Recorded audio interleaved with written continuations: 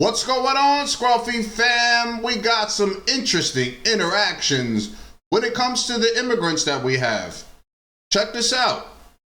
Colleges across the country are playing a key role in the regions of the country disproportionately affected by an influx of asylum seekers. For at least one of them, it's paid off handsomely. A private college in New York City is being paid tens of millions of dollars by the city's public health care provider to use its dorms to house some of the thousands of people seeking asylum who have arrived in the city since last spring. Contracts obtained by USA Today and a report to New York City Health and Hospitals Board of Directors show the American Musical and Dramatic Academy and Art School of Manhattan received millions of dollars earlier this summer to move students out of its dorms on the Upper West Side. The money was part of a multi-year contract with the institution valued at more than $109 million. So now check this out. What it says is that they are worried about asylum seekers, that's what we're going to call them, but not about you. Let's take a listen to what a Staten Island man says about the immigrants not being welcomed here.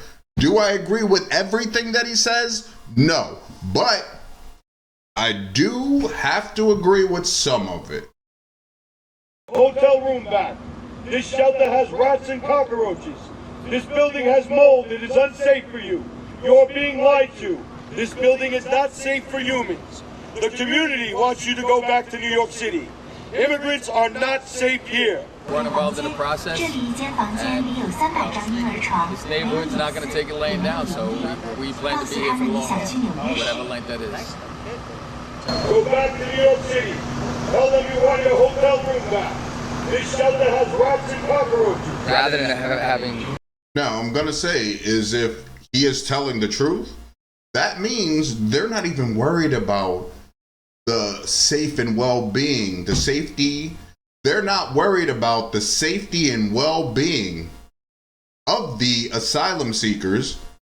Think about it. If he's being truthful about this, rats and cockroaches in a building, mold, all that, are they going to fix that building up?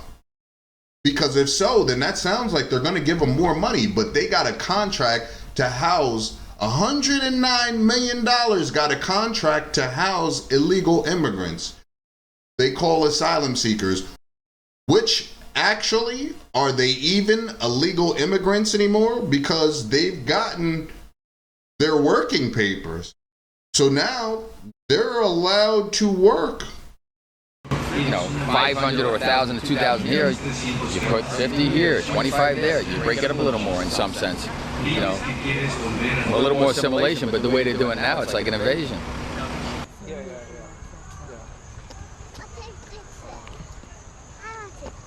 But I am not at fault in this. I came as a refugee to New York. Oui, j'ai peur. J'ai déjà dit pour eux que nous sommes des nobles peuples, ne sommes pas des criminels. On est venu ici, on a des problèmes dans notre pays.